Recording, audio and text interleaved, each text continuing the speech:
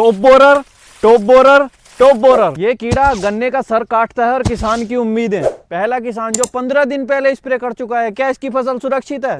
दूसरा किसान जिसने 10 दिन पहले स्प्रे किया था, क्या अब भी खतरा है? और तीसरा किसान कहता है जब तितली आएगी जब स्प्रे करूंगा, तो क्या इसका गन्ना सुरक्षित है? इन तीनों में से कौन से किसान का गन्ना सुरक्षित है, आइए जानते हैं। लेकिन इससे पहले टॉप बोरर के जीवन चक्र को समझते हैं। जीवन चक्र नहीं समझ पाए तो गन्ना बेकार हो जाएगा। 1 से 2 दिन में तितली अंडा देती है और 2 से 3 दिन में अंडे से लार्वा निकलता है। लार्वा 24 से 48 घंटे के अंदर गन्ने के अंदर घुस जाता है। यही सबसे खतरनाक स्टेज है। बाहर रहते समय ही मार सकते हैं, नहीं तो फिर बात काबू से बाहर हो जाएगी। लार्वा 15 से 18 दिन गन्ने को खाता है। लार्वा गन्ने को खाते समय नीचे से यहाँ से एक छेद करता है, जिससे बाद में प्यूपा बनता है। प्यूपा बनने के बाद में उसी छेद से तितली बाहर आती है और एक नई पीढ़ी का निर्माण होता है। और इसी तरह ये चक्र हर 20-25 दिन में फिर से शुरू हो जाता है।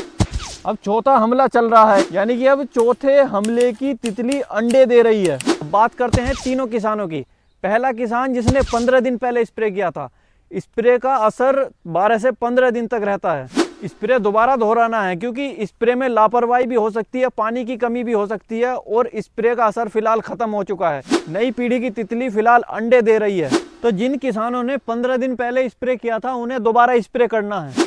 दूसरा किसान जिसने 10 दिन पहले स्प्रे किया था, यानी कि अभी 2-3 दिन असर अभी स्प्रे का रहेगा, लेकिन इस किसान को 2-3 दिन बाद स्प्रे जरूर करना है। तीसरा किसान जिसने स्प्रे नहीं किया है, या तो तितली अंडा दे चुकी है या देने वाली है, बहुत बड़ा खतरा है। आपके पास 2 या 3 दिन का समय है। तुरंत अगर स्प्रे नहीं किया तो लार्वा गन्ने के अंदर घुस जाएगा, और लार्वा अगर गन्ने के अंदर घुस गया तो फिर दवा काम नहीं करेगी। कौन सी दवाई का स्प्रे करें? एक कॉम्बिनेशन आता है CTPR का और लैम्बडा साइलोथरीन का। जब से तितली अंडे देती है तब से अगर लार्वा गन्ने के अंदर नहीं घुस जाता, तब तक इसका रिजल्ट रहता है। जिस साल्ट के ऊपर आपको ज़्यादा भरोसा है, जिस कॉम्बिनेशन के ऊपर आपको ज़्यादा भरोसा है, उस कॉम्बिनेशन का आपको तुरंत स्प्रे करना है। याद रहे, अगर लार्वा गन्ने के अंदर घुस गया तो फिर कोई दवा काम नहीं करेगी, क्योंकि फिलहाल गन्ने की हाइट बहुत हो चुकी है। अगर आप नीचे भी जहर लगाओगे तो वो भी ऊपर तक असर नहीं करेगा। सिर्फ आपके पास ये लास्ट ऑप्शन है।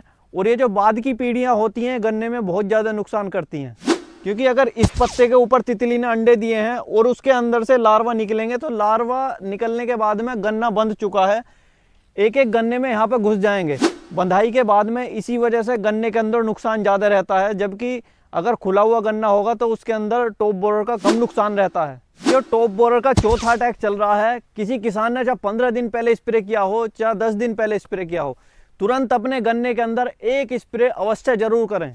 आपके पास मात्र 2 या 4 दिन का समय बचा है। अभी दवाई डालिए और अपने गन्ने को बचाइए। शेयर करें उन किसान भाइयों में टॉप बोरर को हल्के में ले रहे हैं, क्योंकि ये बाद की पीढ़ियां गन्ने को बिल्कुल तहस नहस कर देती हैं। आज का वीडियो आपको कैसा लगा हमें कमेंट करके जरूर बताना। अगला वीडियो किस टॉपिक पर चाहिए ये भी बताना। धन्यवाद, नमस्कार।